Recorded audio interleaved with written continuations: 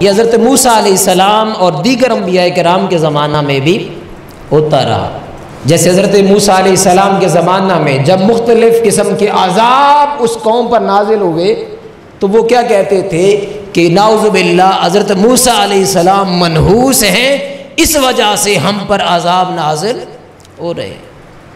مینڈکوں کا عذاب آیا، ٹڈیوں کا عذاب آیا، یہ مختلف قسم کے عذاب پہلی امتوں پر، پہلی قوموں پر آئے، تو وہ بجائے اس کے کہ اپنے اعمال کو دیکھتے وہ انبیاء کرام کو اس کا قصوروار قرار دے دیتے اور کہتے کہ یہ آپ کی وجہ سے آپ منحوس ہیں، اس وجہ سے یہ عذاب، یہ تکلیف اور یہ مشقت ہم پر نازل ہوئی۔ آئیے قرآن مجید کا مطالعہ کرتے ہیں کہ قرآن اس تصور کے حوالے سے ہمیں کیا فرماتا ہے۔ سورہ نساء جو میں نے آغاز میں بھی تلاوت کی، اس میں اللہ رب العزت نے ارشاد فرمایا ما اصابک من حسنۃ فمن اللہ، فرمایا کہ جب تمہیں کوئی بھلائی پہنچے تو وہ کس کی طرف سے ہوتی ہے؟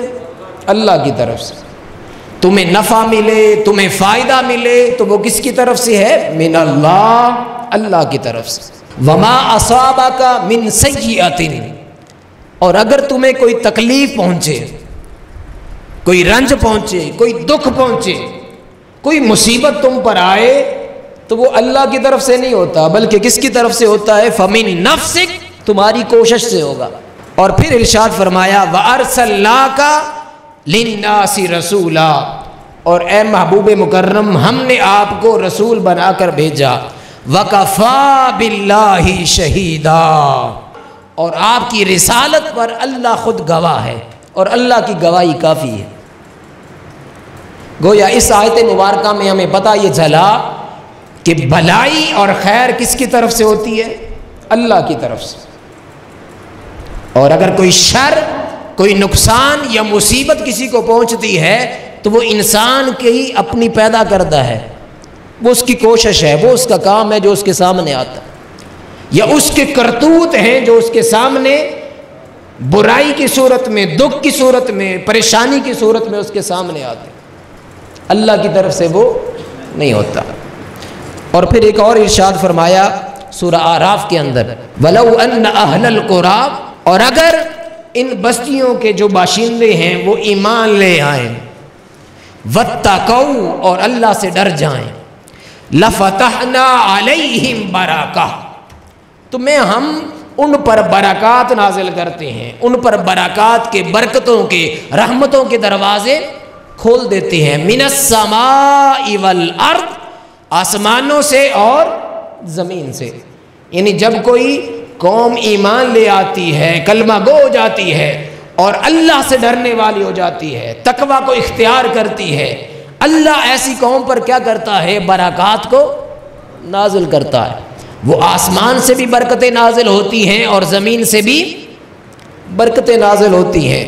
اور پھر ارشاد فرمایا وَلَٰكِن كَذَّبُوا فَأَخَذْنَاهُمْ بِمَا كَانُوا يَكْسِبُونَ، لیکن انہوں نے حق کو جھٹلایا، قوم نے حق کو کیا کیا؟ جھٹلایا، انبیاء کرام کی تکذیب کی۔ اللہ نے اس کے بدلے میں کیا کیا؟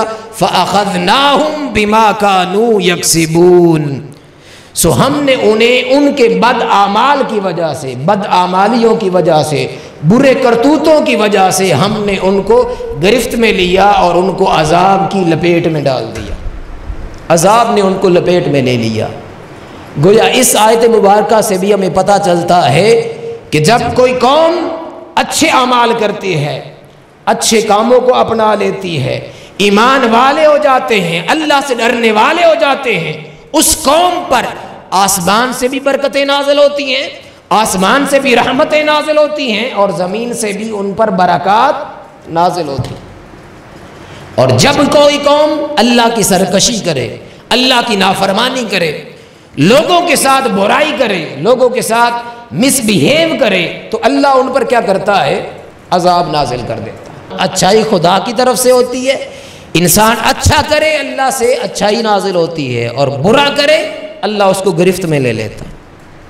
اور پھر اسی طرح سورہ فصلت کے اندر اللہ پاک نے ارشاد فرمایا من عمل صالحا فلنفسہ، جس نے نیک کام کیا تو اپنے فائدے کے لیے کیا. میں اچھا عمل کرتا ہوں تو وہ میرے فائدے کے لیے، آپ اچھا عمل کرتے ہیں تو آپ کے فائدے کے لیے. مطلب انسان جو عمل کرے گا اس کا فائدہ کس کو ہے؟ دوسروں کو نہیں، اس کی ذات کو، اس کی ذات کو.